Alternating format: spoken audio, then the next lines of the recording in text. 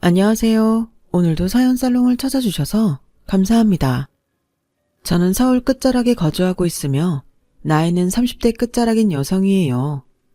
조금은 민망한 이야기지만 제가 혼전 임신으로 결혼하게 된 경우였어요.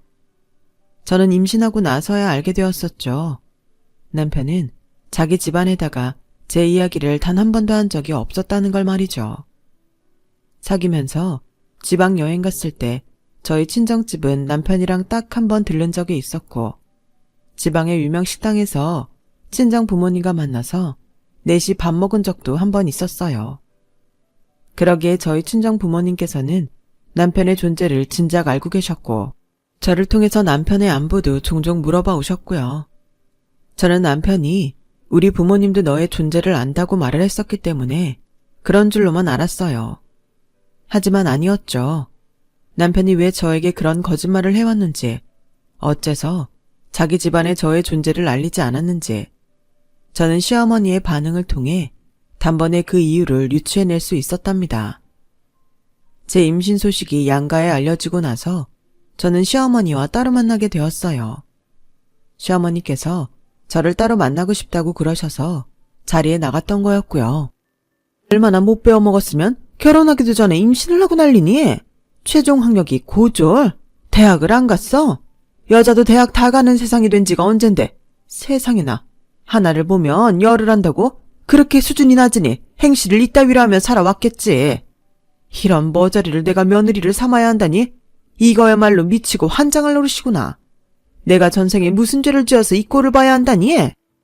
그래서 시어머니께선 당신의 가슴을 치시면서 통탄하셨어요. 속상하다면서 눈물까지 글썽이셨고, 그 모습을 보자 저는 대역 죄인이 되어서 고개를 푹 숙이고 있었네요. 온갖 하소연을 늘어놓으시던 시어머니께서 이 발언을 하셨을 때는 깜짝 놀라서 고개를 번쩍 들고 말았지만요. 너, 그런데 뱃속에 들어섰다는 애가 우리 아들 씨는 맞니? 예? 그게 무슨 말씀이세요? 당연히 오빠에 맞아요. 제가 만나는 사람은 오빠 한 명뿐이니까요. 맹세할 수 있어? 가진 것은 쥐뿔도 없겠지만 네 가진 것 다 걸고서 맹세할 수 있느냔 말이야. 그때는 시어머니의 불효령이 왜 그렇게 무서웠을까요? 저는 울음을 꾹 참으면서 정신없이 고개를 끄덕였었죠. 시어머니께서는 아기가 태어나면 진실이 드러날 거라면서 재차 으름장을 놓으셨고, 저는 친자검사가 이뤄진데도 전혀 상관없고 그런 것에 있어선 정말 당당하다고 말씀을 드렸어요. 그러자 긴 한숨을 내쉬면서 손으로 머리를 부여잡으시더니 예식 날짜는 시댁이 편한 대로 잡겠다고 하셨죠. 먼저 자리를 뜨시면서도 계속 천박한 고졸년이? 이렇게 중얼거리셨고요. 시어머니께서 결혼을 금세 허락하실 수밖에 없었던 건 시아버지의 공로가 컸어요. 시아버지께서는 기함하시면서 집안의 장남인 남편을 크게 다그치긴 하셨으나 어쨌든 임신을 했으면 남녀가 응당 결혼하는 게 옳은 거라고 말씀하셨기 때문이죠. 결혼하고 나서도 저는 그 고졸이라는 굴레에 갇혀야만 했어요. 특히 시어머니로부터 말이죠. 그 나름의 이유가 시어머니께 있으셨더군요. 옛날의 시댁이 시아버지 회사에서 제공된 사택에서 살았었대요. 바로 이 사택 단지에서 아내들끼리 친목 모임이 형성되게 되었는데 세월이 흘러도 그 모임은 명맥을 이어갔던 거예요. 그러면서 점차 자랑의 장으로 모임의 성격이 변해간 거죠. 나이 들어가시는 분들의 자랑거리는 더 이상 남편이 아니라 자식이었어요. 다들 자식 자랑에 여념이 없으셨고 시어머니께서도 인물 멀쩡하고 탄탄한 기업에 다니는 당신의 장남을 어디에든 자랑스럽게 꺼내놓으셨는데 웬 혼전 임신에다가 며느리 집안은 머나먼 지방이고 최종 학력이 고졸이라니 시어머니께선 도저히 면이 안 선다고 하셨다더군요. 너 때문에 내가 모임에 나가지를 못해. 나가지를. 이 첸장 맞을년. 내가 모임에서 유세 떠는 걸 얼마나 낙으로 삼아왔었는데 네가 다 망쳐놨구나. 원래부터 결혼하기로 말이 되어 있었고 그 과정에서 임신하게 된 거라고 내가 말을 지어내느라 얼마나 진땀 뺐는지 네가 내 입장이 되어본다면 내 앞에서 무릎 꿇고 빌었을 거다. 감히 죄송스러워서 내 얼굴 그렇게 빳빳이 고개 쳐들고서 못 봤을 거라고. 제 앞에서 침을 튀겨가시며 분노를 터뜨리시는데 제가 도저히 항변할 거리가 있어야 말이죠. 괜히 중간에 어설프게 대답하면 더 화를 내시는 분인 걸 이미 눈치를 깨우친 뒤였기에 그저 조용히 있었네요. 그때가 결혼하고 딱 일주일 되는 날이었어요. 시어머니께서는 뱃속에 아이가 외탁하지 말고 친탁하기를 기도하며 태교하라고 저에게 엄포를 놓으셨어요. 고졸인 저를 닮으면 돌이킬 수 없는 비극이 될 거라는 말씀과 함께 치를 떠셨죠. 네, 제가 시어머니 말씀대로 고졸도 많고 남편에 비해 여러 객관적인 조건이 뒤떨어졌던 사람인 건 맞습니다. 제가 왜 고졸인 것인지 사실 결혼 전에는 딱히 이것에 대해 생각을 해본 적이 없었다가 결혼하고 나서 곰곰이 생각을 해봤어요. 왜 나는 고졸인 것일까? 저희 친정속이가 필수로 들어가야 할 것 같네요. 친정아빠는 고등학교까지 나오신 후에 여러 일터를 전전하시다가 어느 건전지 회사에 입사하신 후로 오랫동안 근속을 하셨고요. 그렇게 처자식을 먹여 살리셨어요. 기본적으로 술자리를 너무너무 좋아하시는 분인데다가 역마살이라도 끼신 것처럼 자꾸 밖으로 놔두시는 기질이 강하셔서 솔직히 가정적인 분은 절대 아니셨고요. 친정엄마는 중학교까지 나오셨다가 연고시를 봐서 고등학교 졸업 자격을 따내셨어요. 외갓집이 그랬었대요. 무려 7남매 집안이라서 모든 자식들이 고등학교에 갈 수 있는 게 아니었는데 참 억울하게도 친정엄마까지는 고등학교를 외조 부모님이 안 보내주셨는데 바로 아래 동생인 작은 이모부터는 고등학교에 가기 시작했던 거죠. 아무튼 그래서 친정 부모님 두 분 다 고졸이십니다. 친정 오빠랑 저랑 나이 차이가 많이 나는 편인데요.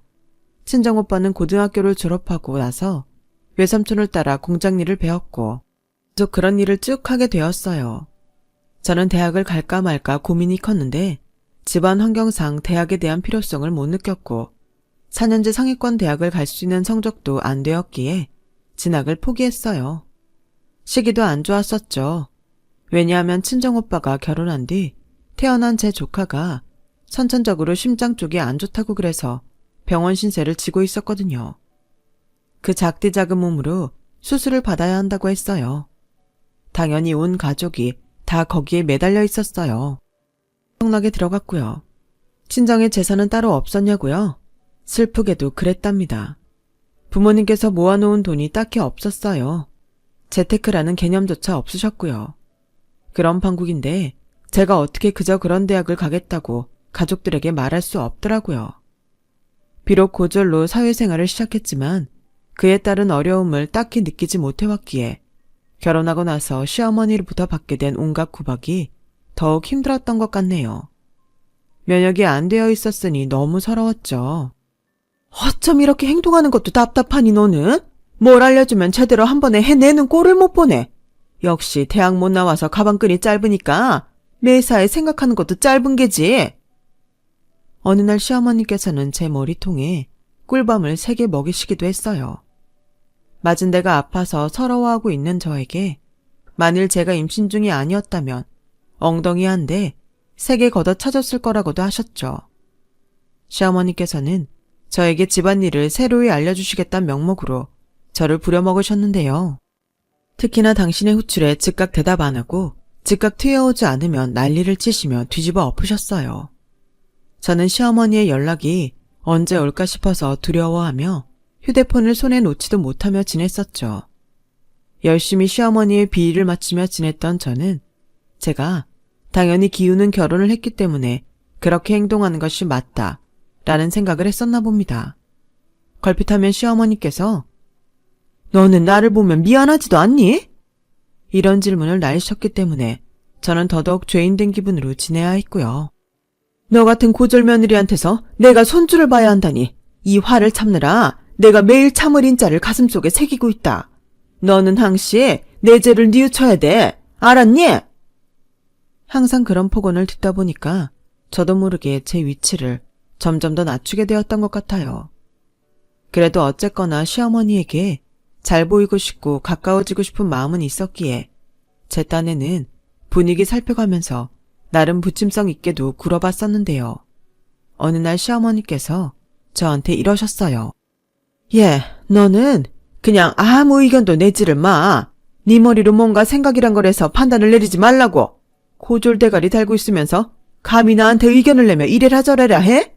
한 번만 더 그러면 내가 너 가만 안 둘 거야? 저는 시어머니와 친해져 보려고 이런저런 말씀을 드렸던 것인데 그것마저 역효과가 나서 거부당하자 제가 무척 상심했었죠. 자존감이라는 게 바닥을 쳤어요. 너무 우울했고 세상에는 제 편이 아무도 존재하지 않는다는 생각만 하고 있었어요. 언제까지 시어머니께서 선사하시는 압박에 질식을 해야 할지, 출산을 하면 이런 상황이 달라질지, 그런 상념으로 심란해하고 있던 시기에 제가 모처럼 친정오빠와 통화를 하게 됐어요. 사실 그 전날에 친정엄마랑 제가 통화를 했었는데 워낙 감정 상태가 개판이었기 때문에 별로 대화가 안 좋게 끝났었어요. 그런데 새언니가 친정엄마를 뵈었다가 제 그런 얘기를 듣고 혹시 뭔 일 있나 싶었다는 거예요. 그래서 친정오빠더러 저한테 연락해보라고 새언니가 시켰다 하더군요. 시댁 식구들 앞에선 벙어리 죄인인 주제에 저는 괜히 친정오빠한테 짜증을 부렸습니다. 그랬더니 친정오빠가 시댁 사람들하고 어떻게 지내고 있느냐며 다 얘기해보라고 저를 설득하더군요. 머뭇대던 제가 제 스스로의 치부를 밝히는 것 같아서 망설여댄 끝에 그간에 있었던 일을 대부분 털어놨어요. 어차피 결혼했고 임신 상태이고 내가 이 상황을 벗어날 수 있는 능력이 있는 것도 아닌데 뭘 어쩌겠어. 그냥 사는 거지. 감상으로 말을 했었죠. 근데 친정오빠가 너랑 아기랑 살게 해줄 만큼의 능력은 있다고 하면서 무척 속상해하는 거예요. 심지어 통화를 같이 듣고 있었던 새언니도 옆에서 난리를 치는 소리가 들려오더니 저한테 이렇게 말해주었어요. 아가씨, 미리 따로 말 못한 건 정말 미안하게 생각하는데 사실은 내 친정 사정이 최근에 확 좋아지는 일이 있었어요. 형편이 펴서 앞으로는 돈 걱정 하나도 안 하고 살아도 되지 않을까 하는 생각까지 드는 와중이거든요. 아가씨, 내가 드리고 싶은 말은요. 여차하면 우리한테 의지하면 될 일이니까 기죽지 말고 당당해져도 된다는 거예요. 어쩐지 친정 부모님이 저 결혼하고 나서 저한테 하신 말씀이 친정오빠랑 새언니가 워낙 잘 챙겨주니까 저는 저 알아서만 살면 된다고 그러셨었거든요. 이유가 있었던 거였어요. 갑자기 알게 된 부분에 제가 조금 떨떠름해하고 있는데 제 침묵을 어떻게 받아들인 것인지 새언니가 조금 더 격양된 목소리로 말을 건네왔어요. 마음에 병나면 뱃속 아기한테도 안 좋아요. 뱃속에 품고 있는 지금도 애틋하겠지만 낳고 나면 더해요. 애 때문에 죽고 싶고 애 때문에 살고 싶거든요. 아가씨, 애를 위해서라도 당당해져요. 내지르고 싶으면 질러요. 뒷감당? 우리가 해줄게요. 눈물이 핑 돌더군요. 밖으로 놔두는 아빠. 맨날 힘들다는 타령만 습관적으로 해대던 엄마. 나이 차이 많이 나서 친하지 않았던 오빠. 접점이 별로 없어서 내심 어렵게 여겨졌던 새언니. 이게 제 친정인 줄로만 알았어요. 저는 저 혼자 알아서 잘 살아야 하는 내놓은 자식쯤인 줄 알았고요. 그런데 제 멋대로 제 처지를 판단했었나 봐요. 친정 식구들이 다 제 편이라는 생각을 하고 나니까 가슴이 벅차올랐죠. 다들 저를 이렇게 위해주고 있었는데 저는 그것도 모르고 너무 바보같이 지냈던 것 같아요. 제 자신이 너무 초라하고 보잘것없어서 지금 미쳐버릴 것만 같아요. 아가씨, 자기 자신이 못난 것 같다고 자책하면 안 돼요. 그거 임신 중이라 호르몬 영향일 거거든요. 어쩔 수 없는 부분인데 자기 비하를 하면 어떡해요. 새언니의 말에 제 머릿속에서 전구가 켜지는 기분이 들었어요. 아, 어쩐지 감정 기복이 심하고 입맛도 희한해지고 그랬었는데 그것들이 제가 나약한 사람이라서가 아니라 임신 영향일 수도 있다고 생각하니까 왠지 기운이 나더라고요. 그날 새언니랑 통화하면서 저는 울고 웃고 그랬네요. 자고 일어난 그 다음 날부터 왠지 저는 제가 달라졌다는 느낌을 받았어요. 마음 한가운데 뭐가 무서워? 이런 생각이 자리 잡힌 후였죠. 그래서 이제 시어머니께서 저 곤란한 타이밍에 전화를 주시면 당연한 말씀을 드릴 수 있게 됐죠. 아, 어머님, 제가 잠시 후에 다시 전화드릴게요. 지금 뭘 하고 있어서요. 이렇게 말이에요. 이 당연한 걸 입대기 힘들어서 가뜩이나 구박받는 처지인데 더 미움받을까봐 전전긍긍하며 하지 못했던 제 자신이 우습더군요. 당당히 할 말을 하기 시작했어요. 시어머니께서도 저를 보며 한껏 표정을 구기시고 눈을 흘기셔도 이제는 흠칫하지 않고 그러려니 넘겼습니다. 남편한테도 굳이 저 자세로 우물쭈물하며 굴지 않았어요. 제가 어떤 사람인지 아는 것을 파고들지 않고 딱 나는 남편의 아내, 아이 가진 임산부 이런 객관적인 사실만 바라봤더니 행동하는 것도 자연히 달라지게 되더라고요. 그 기저에는 저에게는 언제든지 달려갈 수 있는 곳이 있으며 제 편인 사람들이 존재한다는 것을 분명하게 안다는 것에서 비롯된 안정감이 깔려 있었어요. 제 처지를 다 알고 이해하는 식구가 있다 생각하니까 어찌나 든든하던지요. 시어머니께서 신경질적으로 말투를 내셔도 쫄지 않고 의연하게 받아들이는 제 스스로에게 놀랐네요. 인터넷 검색해서 속 시원한 시댁일화 이런 거 보면서 대리 만족도 했고 머릿속으로만 생각하는 걸 입 밖으로 꺼내는 연습도 혼자 했네요.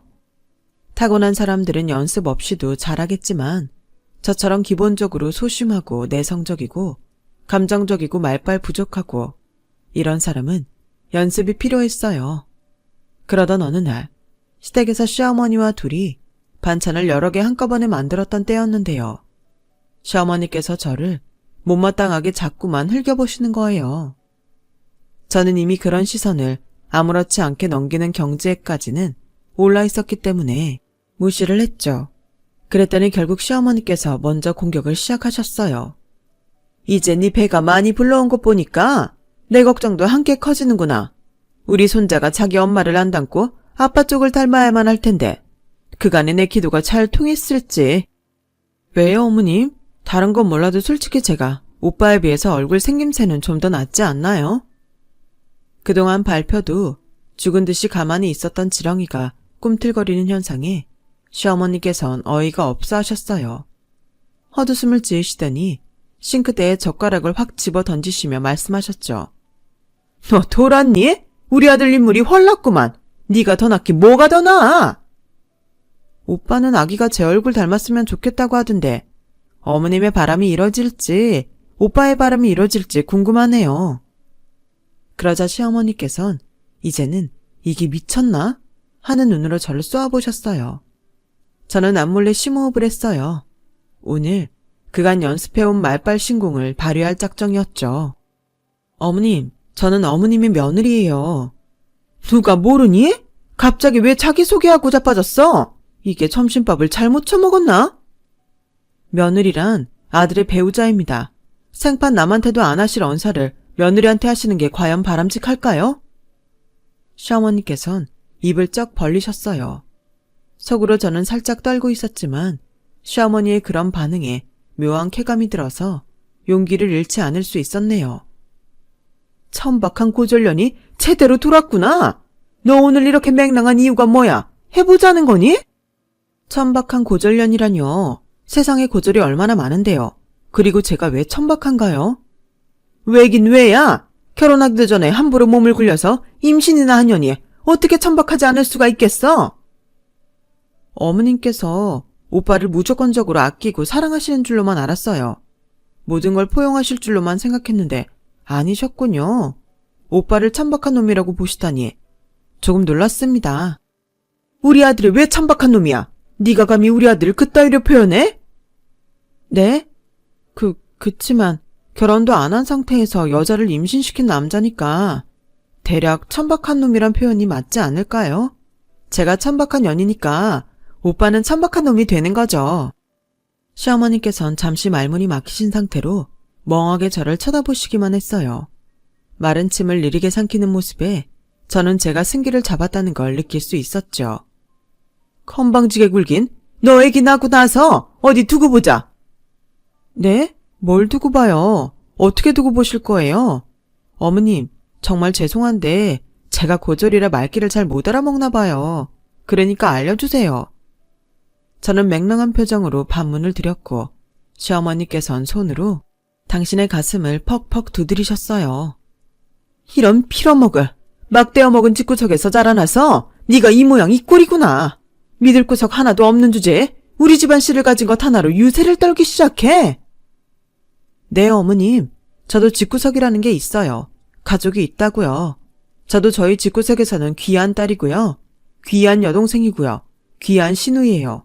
어머님께서는 어머님 태어날 손주가 안 귀하세요? 이게 갑자기 뭔 소리를 짓거리는 거야? 당연히 내 손자는 귀하지. 우리 집안 핏줄인데. 그러시다면 귀한 핏줄 품고 있는 몸인 저한테 너무 그러지 마세요. 어머님, 저는 태어날 제 아기가 자기 할머니랑 친밀하게 지내길 바래요. 응당 친밀하게 지낼 텐데 뭔 사서 그런 걱정을 하고 있니 너는? 친밀하게 지낼 수 있을지 없을지 그게 제 마음에 달렸기 때문이 아닐까요? 부디 제 아이를 할머니랑 친한 아이로 키울 수 있도록 많이 도와주세요. 뭐야? 니까짓게 나랑 손자를 갈라놓으려고 벌써부터 수를 쓰기 시작해? 우리 아들한테 다 말할 거다. 우리 효자가 너를 가만 안 둘 거야. 각오해. 너 금세 나한테 무릎 꿇고 사과하게 될 테니까. 네? 어머님, 저를 무릎 꿇리시자고요? 임신한 저를요? 저는 울상을 지으며 손으로 배를 어루만졌어요. 그러자 시어머니께서는 손으로 뒷목을 잡으시며 비틀거리셨죠.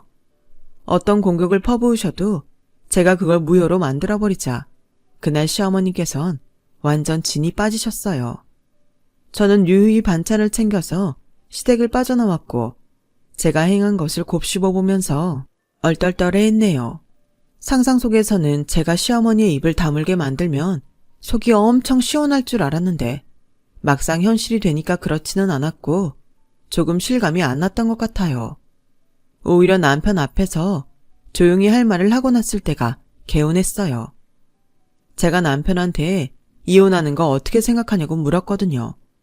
남편은 엄청 당황하면서 펄쩍 뛰었고 친정 오빠가 남편이랑 통화하고 싶다 그랬었기에 남편 의견 물어봐서 둘이 통화하도록 해줬어요.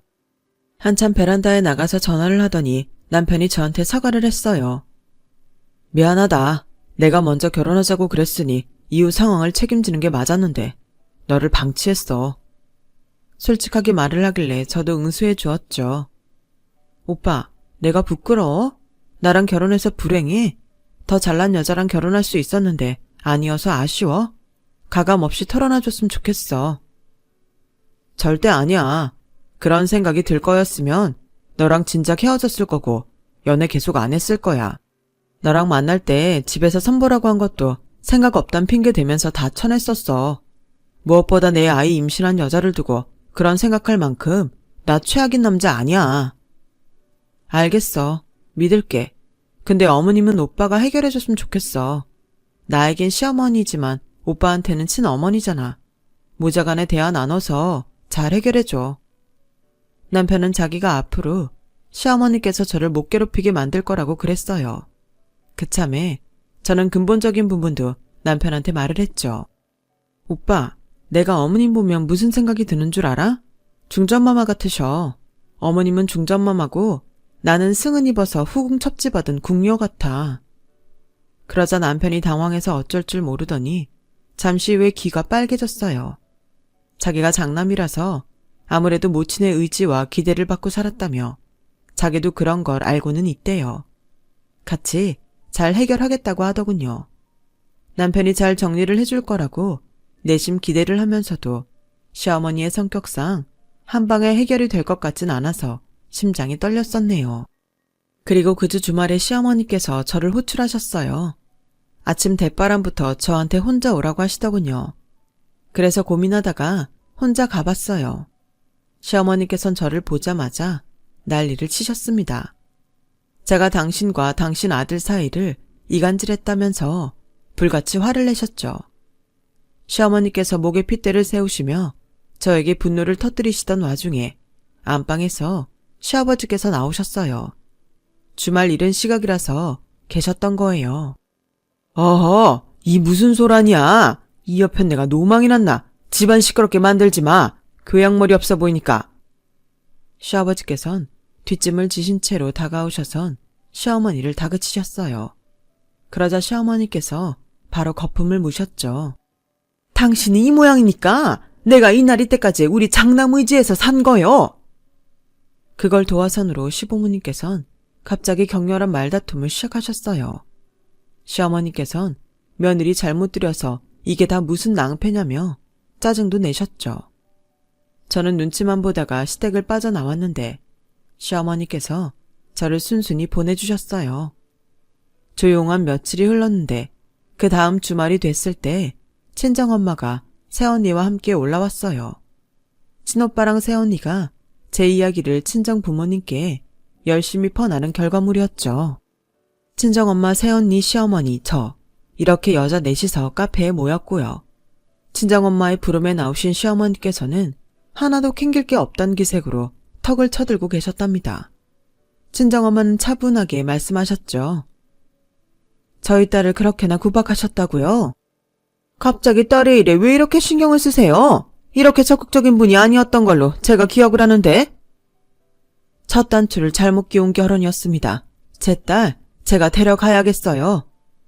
생각지도 못한 친정엄마의 폭탄 발언에 제가 깜짝 놀랐는데 새언니가 저를 향해 눈짓했어요.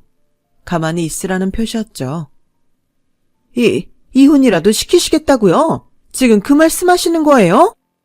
제 딸이고요. 태어날 손자도 제 손자입니다. 애가 엄마를 따라오는 건 당연하니까요. 저희가 잘 키울게요.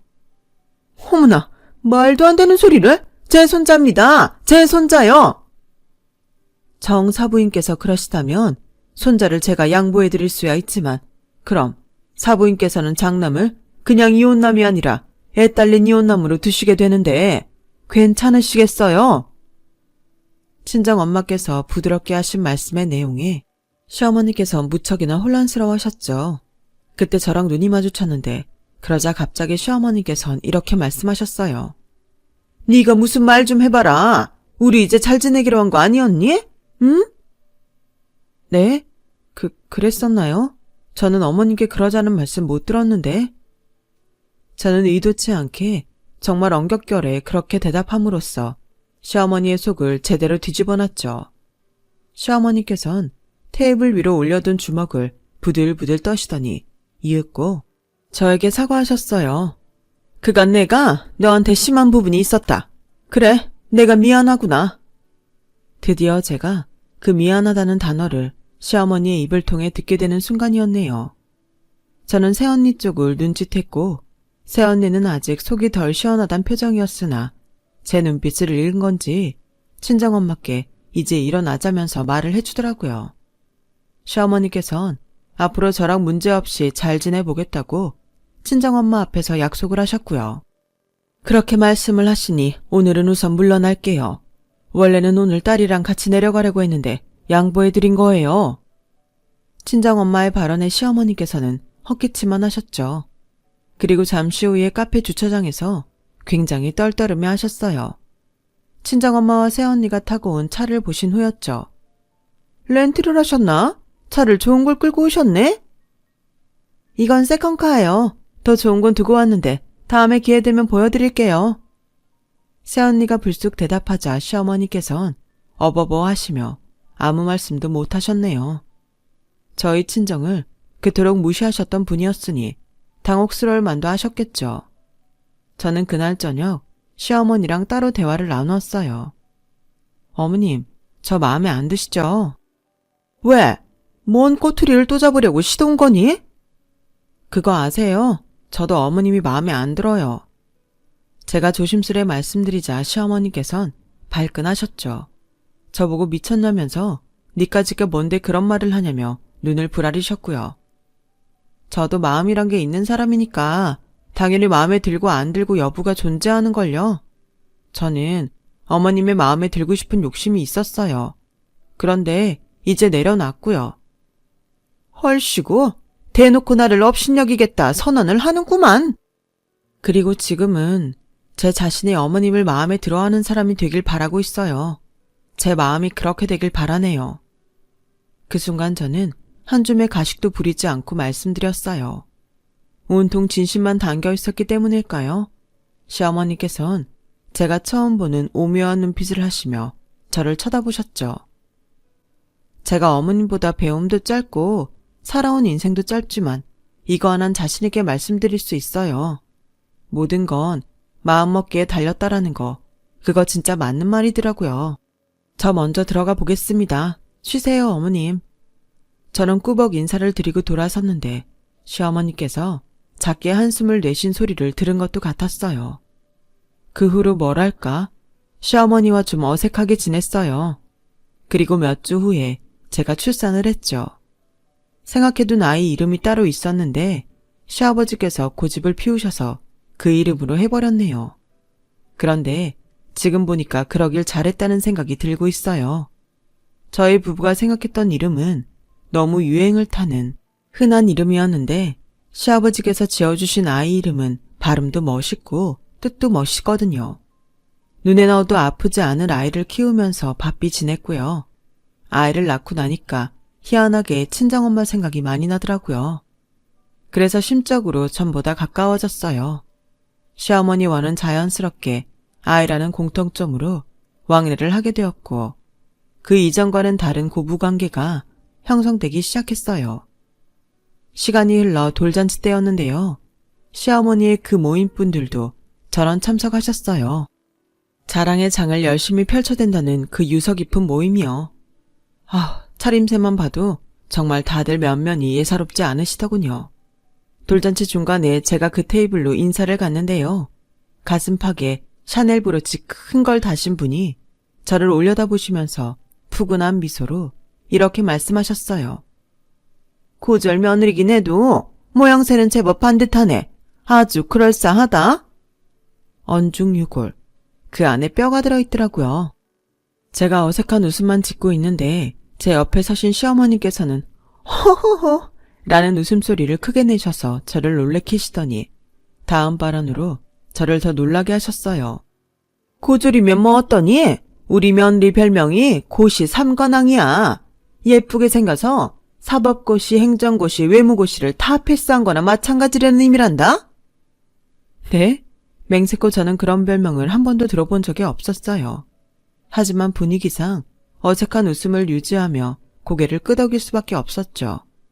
시어머니께선 거기에 그치지 않고 쐐기를 박으셨어요. 우리 손주를 보면 딱 알잖아. 떡잎부터 얼마나 인물이 훤칠하니. 쌍꺼풀도 선명하고 코도 오똑하고. 자기 엄마가 자연미인이니까 당연하지. 예, 근데 너는 막내딸 쌍꺼풀 수술은 잘 됐고? 시어머니의 질문을 받으신 분께선 가슴팍에 달린 샤넬 브루치가 흔들리게 보일 만큼 당황해서 주춤하셨어요. 응, 잘 됐지. 근데 그거를 용케 알고 있네? 아유, 제 수술인데 당연히 잘 됐어야지. 축하해. 시어머니께서 박수를 2번 짝짝 치시자 그분은 이를 뿌듯 가셨고 테이블에 앉으신 분들은 저마다 시선을 회피하셨어요. 저는 표정 관리를 열심히 하며 돌아섰죠. 시어머니와 함께 걸어가면서 제가 조용히 친근한 척 해봤어요. 어머님, 저 오늘 예쁜가요? 원래 알아본 데 말고 어머님께서 추천해주신 샵에서 하고 오길 잘한 것 같아요. 그러자 시어머니께서는 코웃음을 치셨는데 표정을 보니까 싫어하시는 기색은 아니었어요. 오히려 입가에는 뿌듯함을 거셨더군요. 저희 아들 돌잔치 날에는 친정오빠랑 새언니, 그리고 태어났을 때 아팠단 사실이 까마득한 조카까지 유독 3사람이 부티가 났던 것 같아요. 명품으로 빼입고 와서는 힘 좀 줬다고 하는데 그 말이 얼마나 웃겼던지요. 새언니의 친정에 여유가 생긴 이후로 신기하게도 친정 오빠의 일이 술술 잘 풀렸어요. 금전적인 어려움이 전혀 없어서 그런가 그 기운을 받으신 친정 부모님께서도 아주 화목해지셨네요. 친정의 원조를 받게 된 저의 기가 살아났음은 물론이고요. 돌잔치 날 찍은 단체 사진 모두가 빠짐없이 한박웃음을 짓고 있는데 그걸 보면 기분이 좋으면서도 설명할 수 없는 벅참도 함께 차오릅니다. 지금 현재 시어머니와 저는 꽤나 잘 지내고 있어요. 얼마 전에 제가 친정엄마랑 말다툼을 했었는데 이 고민 상담을 시어머니한테 받았어요. 그러자 신기하게도 시어머니께선 친정엄마 입장에서 왜 그렇게 말을 할 수밖에 없었는지 풀이를 해주셨고요. 친정엄마와 화해하는데 큰 도움이 되었네요. 잘못 끼워진 첫 단추도 이래저래 비틀다 보면 자기 자리를 찾아서 멀쩡히 자기 역할을 할 수 있게 되는 건가 봐요. 제가 양가 식구들 모두와 가깝게 즐겁게 지내고 있는 현재를 보면 말이죠. 지금 둘째를 임신 중이라서 그런지 문득 첫 아이를 임신 중이었던 예전 그 시기가 자꾸만 떠오르는 것 같네요. 제 이야기를 들어주신 모든 분들 하시는 일이 전부 다 술술 풀리시길 바랄게요. 여러분, 사연 댓글에 응원과 현명한 조언 부탁드려요. 좋아요와 구독은 저에게 큰 힘이 됩니다. 오늘도 좋은 일 가득하세요.